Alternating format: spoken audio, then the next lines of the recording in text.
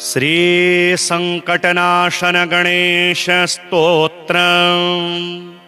प्रणम्य शिरसा देवं गौरीपुत्रं विनायकं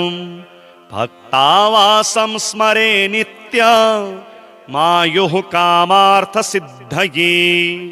प्रथमं वक्रतुण्डं च एकदन्तं द्वितीयकं तृतीयं कृष्णपिङ्गाक्षं गजवक्त्रं चतुर्थकं लम्बोदरं पञ्चमं च षष्ठं विकटमेव च सप्तमं विघ्नराजेन्द्रं धूम्रवर्णं तथाष्टमं नवमं भालचन्द्रं च दशमं तु विनायकम् एकादशं गणपतिं द्वादशं तु गजाननं द्वादशैतानि नामानि त्रिसन्ध्यं यः पठेन्नरः न च विघ्नभयं तस्य सर्वसिद्धिकरः प्रभु। विद्यार्थी लभते विद्यां धनार्थी लभते धनं पुत्रार्थी लभते पुत्रान् मोक्षार्थी लभते गतिम्। जपेद गणपति स्तोत्रं षड्भिर्मासैः फलं लभेत् संवत्सरेण सिद्धिं च लभते नात्र संशयः। अष्टभ्यो ब्राह्मणेभ्यश्च लिखित्वा यः समर्पयेत् तस्य विद्या भवेत् सर्वा गणेशस्य प्रसादतः। प्रणम्य शिरसा देवं गौरीपुत्रं विनायकं भक्तावासं स्मरे नित्यं मायुः कामार्थसिद्धये। प्रथमं वक्रतुण्डं च एकदन्तं द्वितीयकं तृतीयं कृष्णपिङ्गाक्षं गजवक्त्रं चतुर्थकं लम्बोदरं पञ्चमं च षष्ठं विकटमेव च सप्तमं विघ्नराजेन्द्रं धूम्रवर्णं तथाष्टमं नवमं भालचन्द्रं च दशमं तु विनायकम् एकादशं गणपतिं द्वादशं तु गजाननं द्वादशैतानि नामानि त्रिसन्ध्यं यः पठेन्नरः न च विघ्नभयं तस्य सर्वसिद्धिकरः प्रभु। विद्यार्थी लभते विद्यां धनार्थी लभते धनं पुत्रार्थी लभते पुत्रान् मोक्षार्थी लभते गतिम्। जपेद गणपति स्तोत्रं षड्भिर्मासैः फलं लभेत् संवत्सरेण सिद्धिं च लभते नात्र संशयः। अष्टभ्यो ब्राह्मणेभ्यश्च लिखित्वा यः समर्पयेत् तस्य विद्या भवेत् सर्वा गणेशस्य प्रसादतः। प्रणम्य शिरसा देवं गौरीपुत्रं विनायकं भक्तावासं स्मरे नित्यं मायुः कामार्थसिद्धये। प्रथमं वक्रतुण्डं च एकदन्तं द्वितीयकं तृतीयं कृष्णपिङ्गाक्षं गजवक्त्रं चतुर्थकं लम्बोदरं पञ्चमं च षष्ठं विकटमेव च सप्तमं विघ्नराजेन्द्रं धूम्रवर्णं तथाष्टमं नवमं भालचन्द्रं च दशमं तु विनायकम् एकादशं गणपतिं द्वादशं तु गजाननं द्वादशैतानि नामानि त्रिसन्ध्यं यः पठेन्नरः न च विघ्नभयं तस्य सर्वसिद्धिकरः प्रभु। विद्यार्थी लभते विद्यां धनार्थी लभते धनं पुत्रार्थी लभते पुत्रान् मोक्षार्थी लभते गतिम्। जपेद् गणपतिस्तोत्रं षड्भिर्मासैः फलं लभेत् संवत्सरेण सिद्धिं च लभते नात्र संशयः अष्टभ्यो ब्राह्मणेभ्यश्च लिखित्वा यः समर्पयेत् तस्य विद्या भवेत् सर्वा गणेशस्य प्रसादतः प्रणम्य शिरसा देवं गौरीपुत्रं विनायकं भक्तावासं स्मरे नित्यमायुः कामार्थसिद्धये प्रथमं वक्रतुण्डं च एकदन्तं द्वितीयकं तृतीयं कृष्णपिङ्गाक्षं गजवक्त्रं चतुर्थकं लम्बोदरं पञ्चमं च षष्ठं विकटमेव च सप्तमं विघ्नराजेन्द्रं धूम्रवर्णं तथाष्टमं नवमं भालचन्द्रं च दशमं तु विनायकम् एकादशं गणपतिं द्वादशं तु गजाननं द्वादशैतानि नामानि त्रिसन्ध्यं यः पठेन्नरः न च विघ्नभयं तस्य सर्वसिद्धिकरः प्रभु विद्यार्थी लभते विद्यां धनार्थी लभते धनं पुत्रार्थी लभते पुत्रान् मोक्षार्थी लभते गतिं जपेद् गणपतिस्तोत्रं षड्भिर्मासैः फलं लभेत् संवत्सरेण सिद्धिं च लभते नात्र संशयः अष्टभ्यो ब्राह्मणेभ्यश्च लिखित्वा यः समर्पयेत् तस्य विद्या भवेत् सर्वा गणेशस्य प्रसादतः प्रणम्य शिरसा देवं गौरीपुत्रं विनायकं भक्तावासं स्मरे नित्यमायुः कामार्थसिद्धये प्रथमं वक्रतुण्डं च एकदन्तं द्वितीयकं तृतीयं कृष्णपिङ्गाक्षं गजवक्त्रं चतुर्थकं लम्बोदरं पञ्चमं च षष्ठं विकटमेव च सप्तमं विघ्नराजेन्द्रं धूम्रवर्णं तथाष्टमं नवमं भालचन्द्रं च दशमं तु विनायकम् एकादशं गणपतिं द्वादशं तु गजाननं द्वादशैतानि नामानि त्रिसन्ध्यं यः पठेन्नरः न च विघ्नभयं तस्य सर्वसिद्धिकरः प्रभु विद्यार्थी लभते विद्यां धनार्थी लभते धनं पुत्रार्थी लभते पुत्रान् मोक्षार्थी लभते गतिं जपेद् गणपतिस्तोत्रं षड्भिर्मासैः फलं लभेत् संवत्सरेण सिद्धिं च लभते नात्र संशयः अष्टभ्यो ब्राह्मणेभ्यश्च लिखित्वा यः समर्पयेत्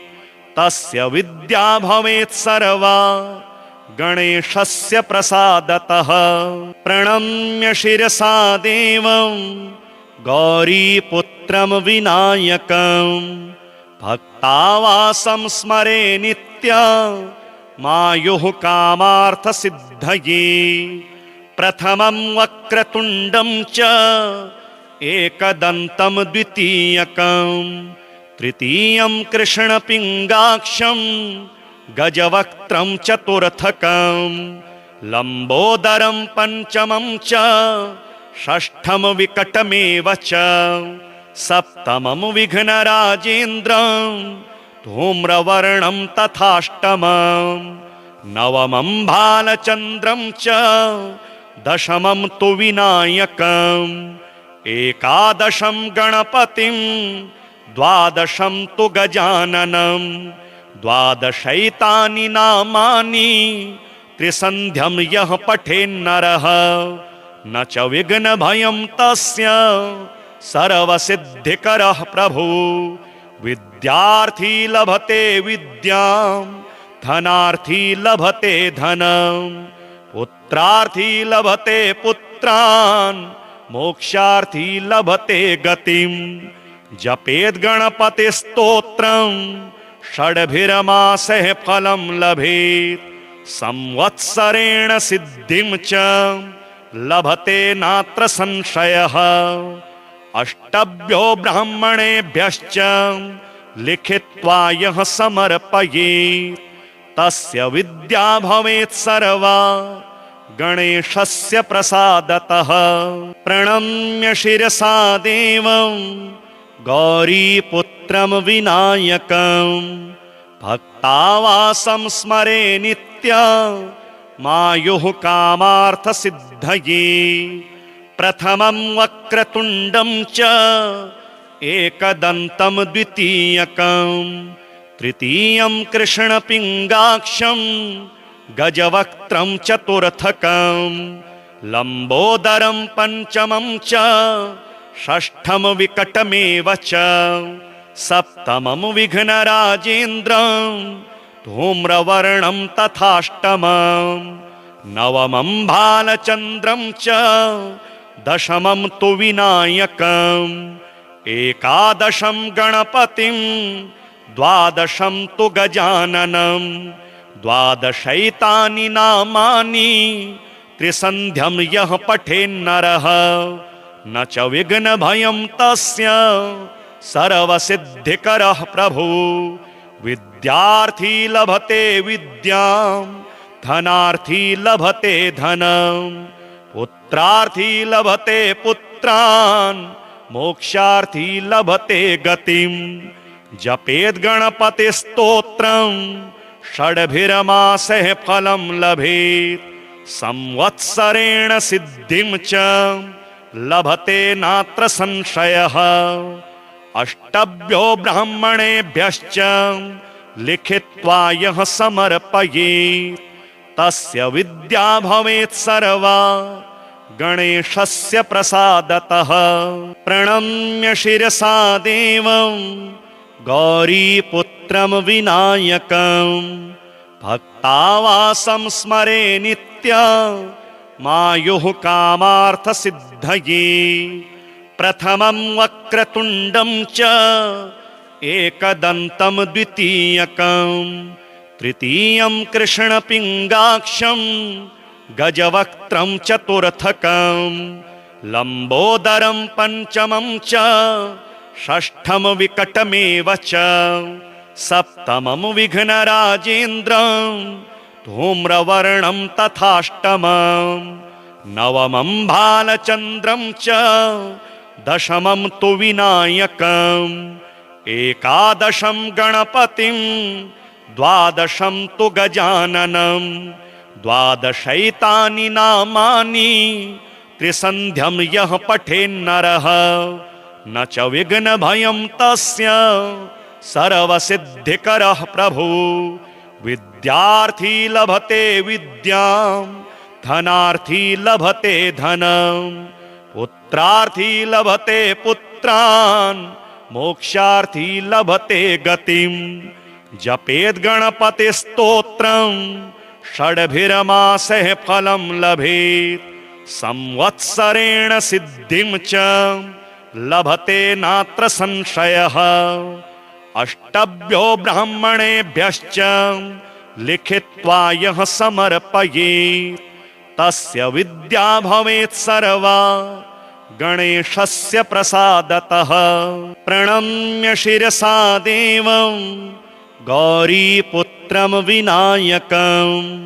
भक्तावासं स्मरे नित्यं मायुः कामार्थसिद्धये। प्रथमं वक्रतुण्डं च एकदन्तं द्वितीयकं तृतीयं कृष्णपिङ्गाक्षं गजवक्त्रं चतुर्थकं लम्बोदरं पञ्चमं च षष्ठं विकटमेव च सप्तमं विघ्नराजेन्द्रं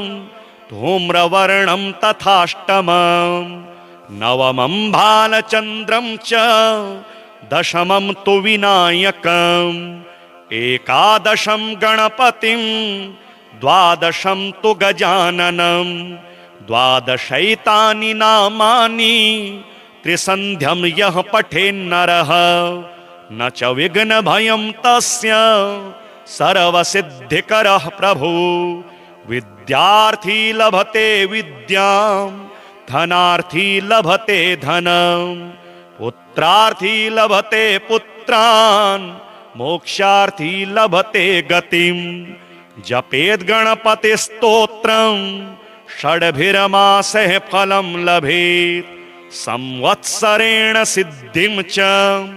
लभते नात्र संशयः अष्टभ्यो ब्राह्मणेभ्यश्च लिखित्वा यः समर्पयेत्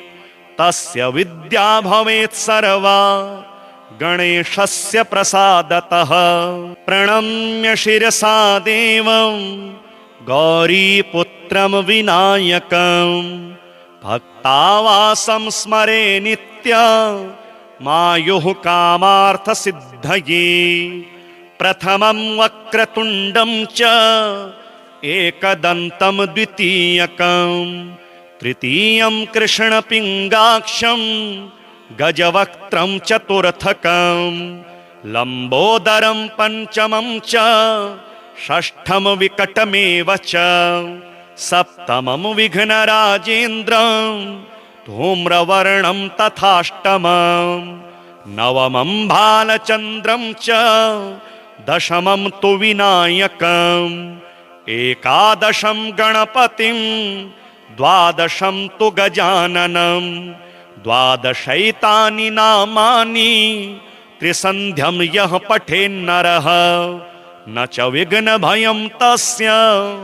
सर्वसिद्धिकरः प्रभु विद्यार्थी लभते विद्यां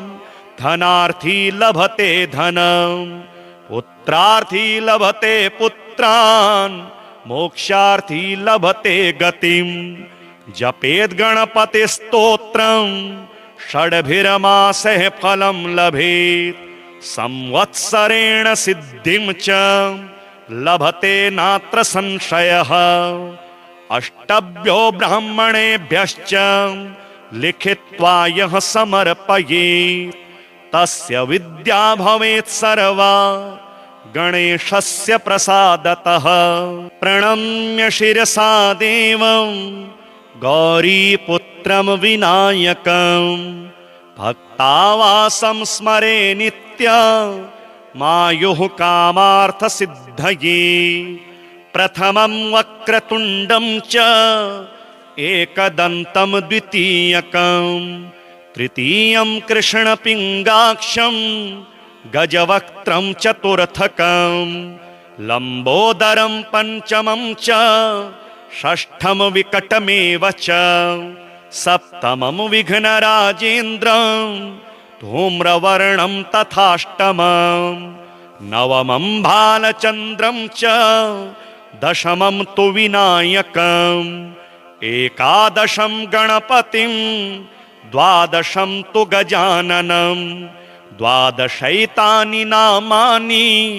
त्रिसन्ध्यं यः पठेन्नरः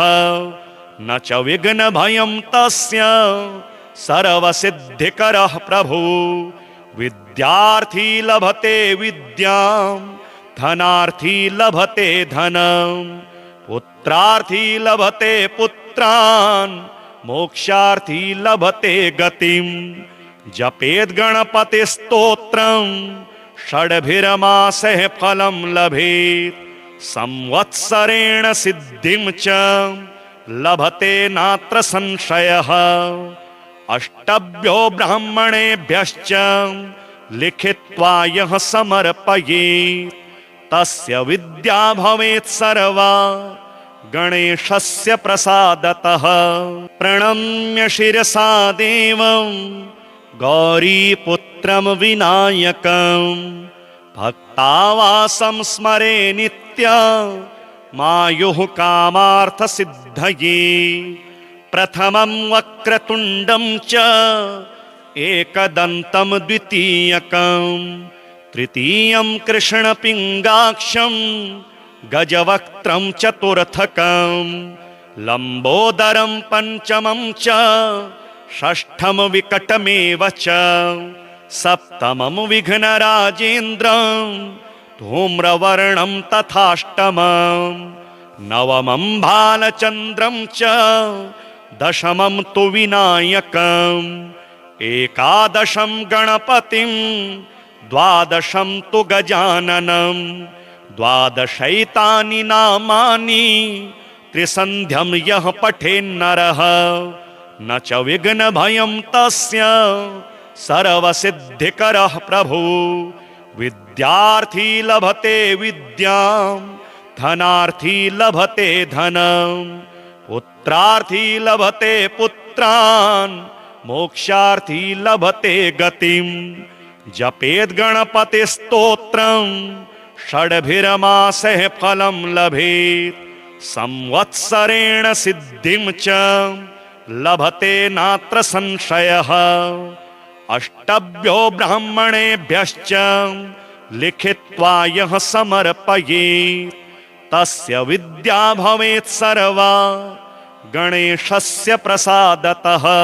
प्रणम्य शिरसा देवं गौरीपुत्रं विनायकं भक्तावासं स्मरे नित्यं मायुः कामार्थसिद्धये प्रथमं वक्रतुण्डं च एकदन्तं द्वितीयकं तृतीयं कृष्णपिङ्गाक्षं गजवक्त्रं चतुर्थकं लम्बोदरं पञ्चमं च षष्ठं विकटमेव च सप्तमं विघ्नराजेन्द्रं धूम्रवर्णं तथाष्टमं नवमं भालचन्द्रं च दशमं तु विनायकम् एकादशं गणपतिं द्वादशं तु गजाननं द्वादशैतानि नामानि त्रिसन्ध्यं यः पठेन्नरः न च विघ्नभयं तस्य सर्वसिद्धिकरः प्रभु विद्यार्थी लभते विद्यां धनार्थी लभते धनं पुत्रार्थी लभते पुत्रान् मोक्षार्थी लभते गतिं जपेद् गणपतिस्तोत्रं षड्भिर्मासैः फलं लभेत् संवत्सरेण सिद्धिं च लभते नात्र संशयः अष्टभ्यो ब्राह्मणेभ्यश्च लिखित्वा यः समर्पयेत् तस्य विद्या भवेत् सर्वा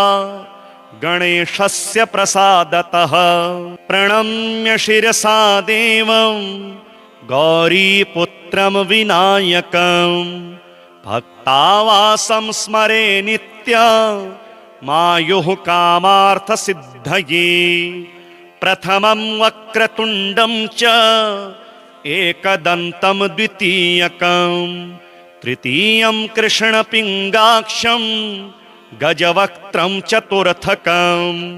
लम्बोदरं पञ्चमं च षष्ठं विकटमेव च सप्तमं विघ्नराजेन्द्रं धूम्रवर्णं तथाष्टमं नवमं भालचन्द्रं च दशमं तु विनायकम् एकादशं गणपतिं द्वादशं तु गजाननं द्वादशैतानि नामानि त्रिसन्ध्यं यः पठेन्नरः न च विघ्नभयं तस्य सर्वसिद्धिकरः प्रभु विद्यार्थी लभते विद्यां धनार्थी लभते धनं पुत्रार्थी लभते पुत्रान् मोक्षार्थी लभते गतिं जपेद् गणपतिस्तोत्रं षड्भिर्मासैः फलं लभेत् संवत्सरेण सिद्धिं च लभते नात्र संशयः अष्टभ्यो ब्राह्मणेभ्यश्च लिखित्वा यः समर्पयेत् तस्य विद्या भवेत् सर्वा गणेशस्य प्रसादतः।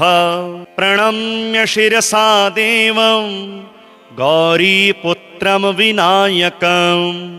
भक्तावासं स्मरे नित्यं मायुः कामार्थसिद्धये। प्रथमं वक्रतुण्डं च एकदन्तं द्वितीयकं तृतीयं कृष्णपिङ्गाक्षं गजवक्त्रं चतुर्थकं लम्बोदरं पञ्चमं च षष्ठं विकटमेव च सप्तमं विघ्नराजेन्द्रं धूम्रवर्णं तथाष्टमं नवमं भालचन्द्रं च दशमं तु विनायकम् एकादशं गणपतिं द्वादशं तु गजाननं द्वादशैतानि नामानि त्रिसन्ध्यं यः पठेन्नरः न च विघ्नभयं तस्य सर्वसिद्धिकरः प्रभु। विद्यार्थी लभते विद्यां धनार्थी लभते धनं पुत्रार्थी लभते पुत्रान् मोक्षार्थी लभते गतिं। जपेद् गणपतिस्तोत्रं षड्भिर्मासैः फलं लभेत् संवत्सरेण सिद्धिं च लभते नात्र संशयः।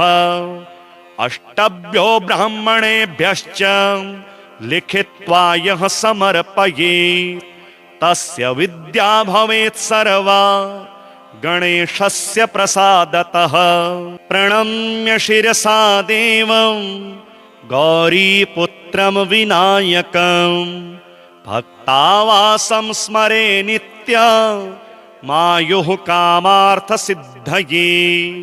प्रथमं वक्रतुण्डं च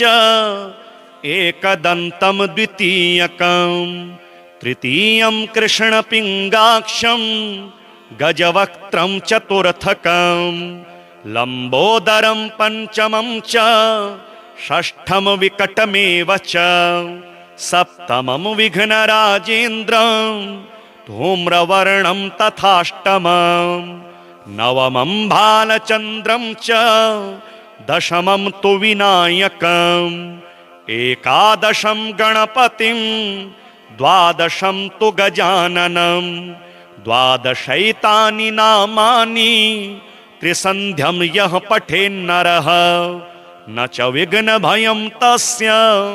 सर्वसिद्धिकरः प्रभु। विद्यार्थी लभते विद्यां धनार्थी लभते धनं पुत्रार्थी लभते पुत्रान् मोक्षार्थी लभते गतिं। जपेद् गणपतिस्तोत्रं षड्भिर्मासैः फलं लभेत् संवत्सरेण सिद्धिं च लभते नात्र संशयः। अष्टभ्यो ब्राह्मणेभ्यश्च लिखित्वा यः समर्पयेत् तस्य विद्या भवेत् सर्वा गणेशस्य प्रसादतः। प्रणम्य शिरसा देवं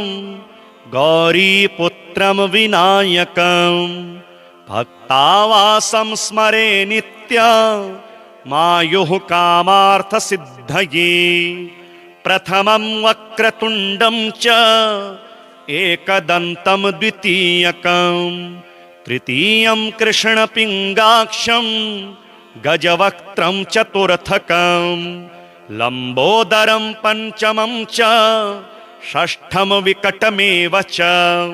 सप्तमं विघ्नराजेन्द्रं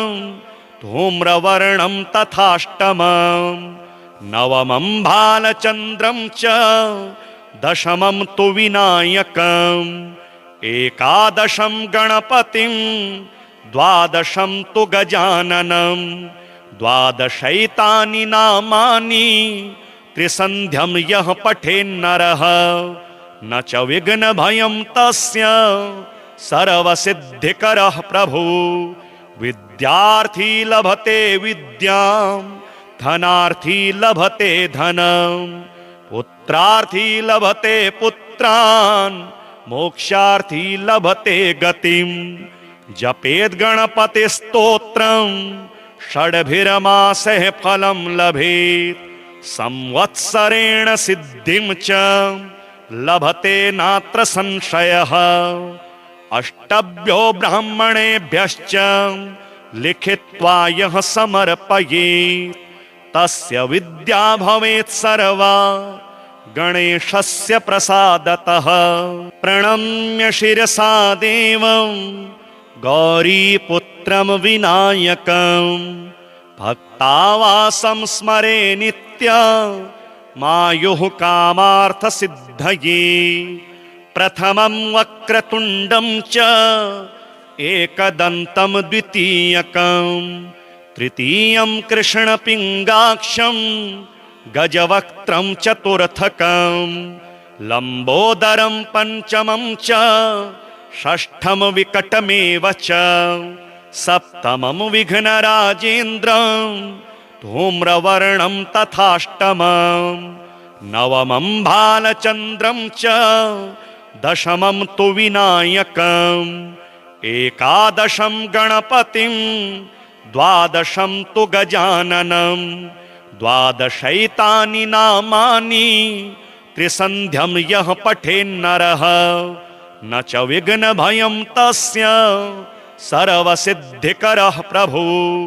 विद्यार्थी लभते विद्यां धनार्थी लभते धनं पुत्रार्थी लभते पुत्रान् मोक्षार्थी लभते गतिं जपेद् गणपतिस्तोत्रं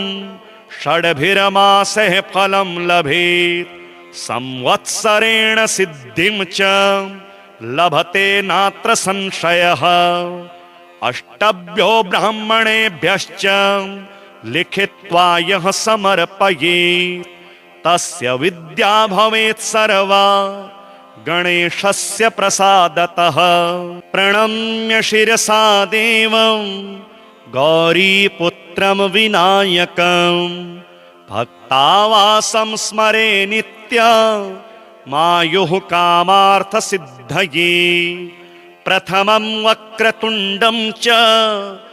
एकदन्तं द्वितीयकं तृतीयं कृष्णपिङ्गाक्षं गजवक्त्रं चतुर्थकं लम्बोदरं पञ्चमं च षष्ठं विकटमेव च सप्तमं विघ्नराजेन्द्रं धूम्रवर्णं तथाष्टमं नवमं भालचन्द्रं च दशमं तु विनायकम्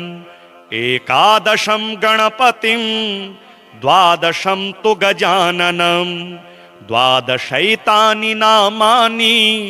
त्रिसन्ध्यं यः पठेन्नरः न च विघ्नभयं तस्य सर्वसिद्धिकरः प्रभु विद्यार्थी लभते विद्यां धनार्थी लभते धनं पुत्रार्थी लभते पुत्रान् मोक्षार्थी लभते गतिं जपेद् गणपतिस्तोत्रं षड्भिर्मासैः फलं लभेत् संवत्सरेण सिद्धिं च लभते नात्र संशयः अष्टभ्यो ब्राह्मणेभ्यश्च लिखित्वा यः समर्पयेत् तस्य विद्या भवेत् सर्वा गणेशस्य प्रसादतः प्रणम्य शिरसा देवं गौरीपुत्रं विनायकं भक्तावासं स्मरे नित्यं मायुः कामार्थसिद्धये प्रथमं वक्रतुण्डं च एकदन्तं द्वितीयकं तृतीयं कृष्णपिङ्गाक्षं गजवक्त्रं चतुर्थकं लम्बोदरं पञ्चमं च षष्ठं विकटमेव च सप्तमं विघ्नराजेन्द्रं धूम्रवर्णं तथाष्टमं नवमं भालचन्द्रं च दशमं तु विनायकम् एकादशं गणपतिं द्वादशं तु गजाननं द्वादशैतानि नामानि त्रिसन्ध्यं यः पठेन्नरः न च विघ्नभयं तस्य सर्वसिद्धिकरः प्रभु। विद्यार्थी लभते विद्यां धनार्थी लभते धनं पुत्रार्थी लभते पुत्रान् मोक्षार्थी लभते गतिं। जपेद् गणपतिस्तोत्रं षड्भिर्मासैः फलं लभेत् संवत्सरेण सिद्धिं च लभते नात्र संशयः। अष्टभ्यो ब्राह्मणेभ्यश्च लिखित्वा यः समर्पयेत् तस्य विद्या भवेत् सर्वा गणेशस्य प्रसादतः।